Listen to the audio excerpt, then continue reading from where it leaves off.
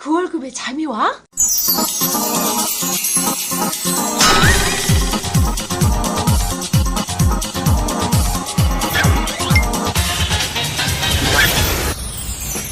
그 월급의 잠이와는 월급이 전부인 2천만 월급쟁이들의 불면증을 해소하는 방송입니다. 예, 안녕하세요. 반갑습니다. 그 월급에도 잠이 오게 하는 방송의 머니스토리 TV 뭉치 양승민입니다.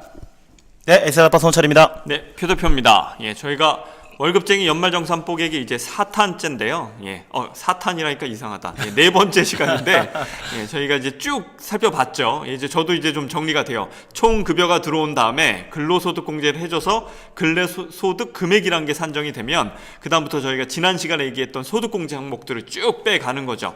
그리고 나면 저희가 과세 표준이 나오고, 그 과세 표준에 따라서 저희가 이제 산출세액이라는 걸 이제 자동적으로 딱 계산을 하는 거죠. 오늘은 그 산출세액이 나오고 난 다음에 세액 감면을 해주거나 공제해주는 항목들이 있어서 실질적으로 세금을 그 금액 그대로 낮춰주는 게 뭔지를 국세청 출신이라고 오해받고 있는 에세다파 모시고 얘기 들어보겠습니다. 네, 그러니까 이제 산출세액이 나오게 되면 이걸 다 내게 하는 게 아니고 그냥 이제 여기에서도 또 세액을 감면해주고 공제해주는 게 있습니다. 그래서 특히 연말까지 관련된 금융상품들이 있어요. 이걸 활용을 하게 되면 세금을 낮출 수가 있으니까, 현재부터는 좀 이제 귀 굴려 들으시면, 지금이라도 조금 뭐 포인트가 없을까? 이걸 좀 보시면 좋을 것 같습니다. 일단 우선적으로요, 근로소득 세액공제를 해줍니다. 이건 이제 계산식에 의해서 그냥 공제를 해주거든요. 네. 그러니까는, 산출세액이 130만원 이하다. 그럼 무조건 55%를 적용해. 45% 그냥 깎아주는 거예요. 죄송합니다. 55% 그냥 무조건 깎아주는 거예요. 그래서 45%면 낸다 이렇게 보시면 되고, 130만 원을 넘게 되면 71만 5천 원 플러스 산출세액 마이너스 130만 원을 이제 30% 곱한 거, 이거를 이제 공제를 해준다 이렇게 보시면 되겠습니다. 공제 한도에 대한 부분들은 그 이제 강의 안에 나와 있는 거 살펴보시면 좋을 것 같고요. 두 번째는 이제 자녀세액 공제가 있습니다. 그러니까 만약에 내가 기본 공제를 받았던 자녀가 있다, 이분은 또 세금을 또 깎아주거든요. 한 명당 15만 원을 공제를 해주는데 셋째부터는 30만 원을 공제해 줍니다. 좋으시겠어요? 네, 그러니까 저는 첫째 15만 원, 둘째 15만 원, 막내 30만 원 해서 60만 원을 공제해 주네. 그리고 6세 이하의 경우에는 6세 이하 자녀가 2명 이상이 있다. 그러면 둘째부터 한 명당 15만 원을 공제를 해 줍니다. 여기서 또 15만 원 전 또 공제 받네.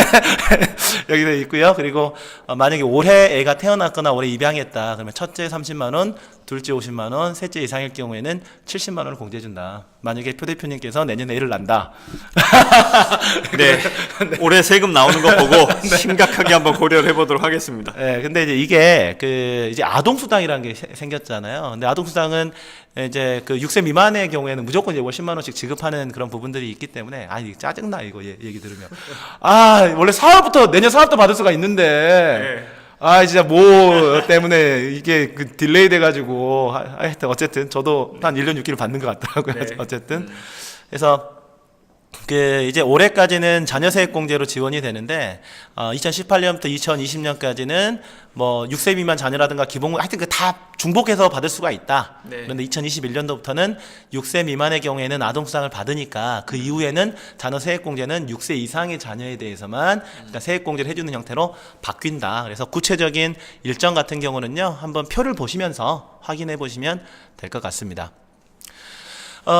이제 또 이제 세액 감면된 부분에 있어서 지금부터는 좀 잘 들으셔야 돼요. 일단 연금계좌 세액공제라는 게 있습니다. 많이 들어보셨죠? 네, 많이 들어봤죠. 저희 뭐 방송에도 얘기했었어요. 근데 지난 시간에 얘기했던 거랑 살짝 헷갈렸는데 제가 그 2000년 12월 31일까지 진행하는 건 개인연금이라고 그래서 옛날 거여서 소득공제 해주고, 지금 말씀해 주시려는 건 세액공제 해주는 상품.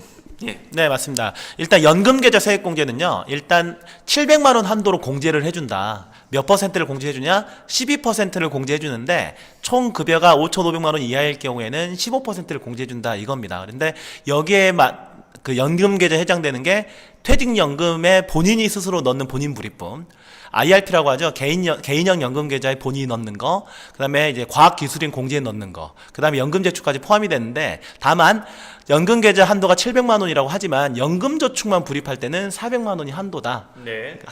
그 총 납입 한도는 이제 1,800만 원인데 세액공제는 이제 400만 원 한도라는 얘기입니다. 그런데 연금저축만 가입했는데 급여가 너무 많아.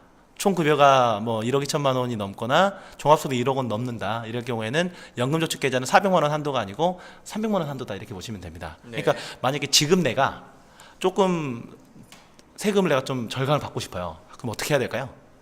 어떤 사람이요? 그러니까 일단은 뭐 인적 공개든 뭐건 일단은 그런 거 다 제하고 지금부터 뭔가 해가지고 세금을 줄이고 싶다. 한도까지 다 넣어야죠. 그렇죠. 일단 연금저축계좌나에 이제 한도까지 넣어야 되는데 700만 원까지 내가 풀로 넣고 싶다 이러면은 IRP를 개설해서 추가로 불입을 해주면 되겠죠. 네. 물론 유동성이 문제 생기니까 무작정 넣지 마시고요. 중간에 빼서 쓰시면 안 됩니다. 네네. 네. 그리고 이제 총 급여가 7천만 원 이하의 무주택 근로자의 경우에는요. 월세에 대해서도 세액 공제를 해줄 수가 있습니다. 2천만 월급쟁이들의 금융호구 탈출을 위한 그월잠 프로젝트 특허받은 로봇 자산관리 플랫폼 포토윈과 함께합니다. 세부 사항은 머니스토리 TV 홈페이지에서 확인하세요. 근데 이거는 이제 근로자 본인이 월세 계약을 체결해야 되는데 올해부터는 배우자가 월세 계약을 체결하는 것도 해당이 됩니다. 국민주택 규모 이하의 주택이나 오피스텔 올해부터는 고시원까지도 공제를 받을 수가 있다. 작년까지 안 됐었거든요. 네. 얼마를 공제해주냐? 연 월세액의 10%, 연 750만 원 한도로 한 달치 정도는 하여튼 공제를 받는다. 이렇게 말씀을 좀 드리겠습니다. 아, 예. 한 달치 정도는 그러면 월세를 안 내고 사는 거랑 동일한 거네요? 네네네, 그렇죠. 그런데 이걸 꼭 신청을 해야 돼? 집주인이 좀 막 이렇게 좀 눈치가 보인다 이럴 수가 있는 경우도 있잖아요. 네. 그럴 때는 어떻게 하는지 마지막 시간에 말씀드리는 걸로 네. 하고요. 네. 그 다음에 이제 표준세액공제라는 게 있는데 이게 뭐냐면 세액공제를 아무리 신청해도 공제액이 13만 원보다 안 되는 거예요. 이럴 경우에는 그냥 특별세액공제를 신청하게 되면 무조건 13만 원 공제해준다. 그래요? 이렇게 보시면 되겠습니다. IRP 같은 경우는 가입 조건 완화됐던 거는 아마 방송 때 한번 다뤘던 것 같아요. 네, 올해 큰 이슈였죠. 예, 네. 올해 7월부터 예. 네, 그래서 이 부분들은 기존에 있던 방송을 한 번 정도 찾아보시면 좋을 것 같습니다. 그런데 연금저축은 절세 차원에서만 가입하다가 큰 코 다칠 수가 있다. 뭐가 중요하냐? 수익률이 훨씬 중요합니다. 네. 연금저축에 어떤 게 있죠? 종류가? 연금저축 상품에 보험사에서 파는 공시이율로 운영되는 보험사 상품이 있고 연금저축 신탁이라고 해서 원금 보장해 주면서 국공채나 이런 안전한 채권으로 하는 게 있고 저희가 일반적으로 아는 펀드, 연금저축 펀드 있죠. 주식형 펀드나 채권형 펀드, 뭐 혼합형 펀드 다 담을 수 있는 이렇게 세 가지가 있죠. 네네네. 이게 이제 이제 아마 금융감독원에서 제가 이제 가져온 자료 같은데 모 은행의 연금저축 신탁 2001년부터 운영되는 거 보니까 연평균 수익률이 3.08%더라고요. 네. 예, 뭐 나쁘지 않아 이렇게 보실 수 있는데요. 실제 연금저축 펀드 보니까 동일한 해에 개설된 연금저축 펀드가 연평균 수익률이 10.33%예요. 네. 그러니까 수익률 차이가 얼마나 많이 나냐? 거의 뭐 한 7% 정도 차이가 나죠. 그러면 매달 50만 원씩 그냥 불입했다. 수익률만 비교해보면 20년 뒤에는 어떻게 되느냐? 3.08%로 쭉 저축을 했으면은 원금 1억 2천만 원에 이제 적립액이 1억 6,500만 원 정도가 될 건데 네. 10.33%는 3억 9천만 원, 거의 4억 정도가 되는 거거든요. 네. 이거를 20년간 인출한다. 그러면은 신탁을 이용했으면 91만 원 인출이 되는 거고 펀드를 이용했으면 거의 220만 원 돈 인출하는 거니까 뭐 절세한다고 무조건 연금저축 가입해야 돼 해서 뭐 이렇게 좀 수익률이 너무 낮은 상품에 가입하지 마시고 반드시 수익률을 고려하셔야 된다. 이 점은 강조드리고 싶네요. 네. 저희 방송 꾸준히 들으셨던 분은 그렇지 저렇게 숫자로 저렇게 다르구나라고 이해하실 텐데 또 최근에 듣기 시작하셨던 분들은 야 투자했다 날리면 뭐 이런 생각하실 것 같은데 여기서 제일 중요한 게요 17년 20년 투자했다는 겁니다. 예, 17년 20년 투자하기에 너무 좋은 상품이 연금저축 상품인 거죠. 예, 그렇게 활용하시면 맞습니다. 네네. 그리고 이제 특별 세액 공제 항목이 있습니다. 이거는 보장성 보험료, 장애인 보험료, 의료비, 교육비가 있는데 몇 가지만 좀 말씀을 좀 드려보면요. 일단 근로자가 지출한 보험의 경우에는 연 100만 원 한도로 12% 공제를 해준다. 네. 근데 장애인 전용 보험은 100만 원 한도로 15% 공제를 해준다. 이렇게 보시면 되죠. 뭐 이른바 자동차 보험 같은 경우도 여기 해당이 됩니다. 거의 다 해당이 된다고 보시면 되고 의료비 세액 공제의 경우에는요. 총 급여액의 3%를 초과하는 의료비 그 중에서 15%를 공제하는 건데, 다만 여기에 하나 조건이 뭐냐면, 더 좋은 조건이 뭐냐면 기본공제 대상자가 아니더라도 부양가족인 경우에는 공제가 가능합니다. 그러니까 소득이나 나이 때문에 기본공제 대상자는 아니지만 그 가족을 위해서 지출한 의료비의 경우에도 일단 15%까지는 공제를 해주는데요. 본인이나 65세 이상이나 장애인, 난임시술비 이런 것들은 총 금액 33% 초과 전액에 대해서 공제를 받을 수가 있는데, 그 외에 부양가족은 700만 원 한도로 일단 공제를 받을 수가 있다. 네. 이렇게 말씀을 드리겠습니다. 그리고 여기 어떤 게 해당이 되냐면요. 안경, 뭐 콘택트 렌즈 구입비 이런 것도 50만 원 이내로 공제를 받을 수가 있습니다. 자, 그리고요. 마지막으로 좀 말씀드리고 싶은 게 이제 교육비 공제인데, 그 직장인 분들 상담하다 보면 대학원 다니셔가지고 갑자기 올해 공제를 엄청 많이 받았어요. 이런 경우 있잖아요. 그러니까 교육비 15%를 공제를 받습니다. 그러니까 근로자 본인이 받는다 그러면 전액에 대해서 공제를 받는 부분이 있고요. 장애인 같은 경우도 전액 공제를 받는데, 만약에 이제 배우자라든가 기본공제 대상자다 그러면 대학생이 아니라면 유치원부터 고등학생까지는 연 300만 원 한도로 공제를 받을 수가 있고, 대학생인 경우에는 900만 원까지 공제를 받는다. 이렇게 정리를 하시면 좋을 것 같아요.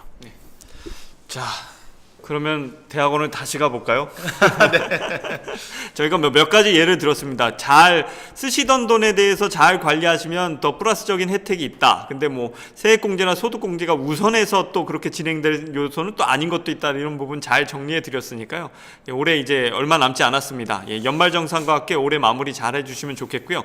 다음 시간에는 총정리와 오늘 얘기해 주시지 않은 그 꿀팁을 듣는 시간으로 연말정산 뽀개기를 마무리해 보도록 하겠습니다. 자, 수고 많으셨습니다. 네, 수고하셨습니다. 감사합니다.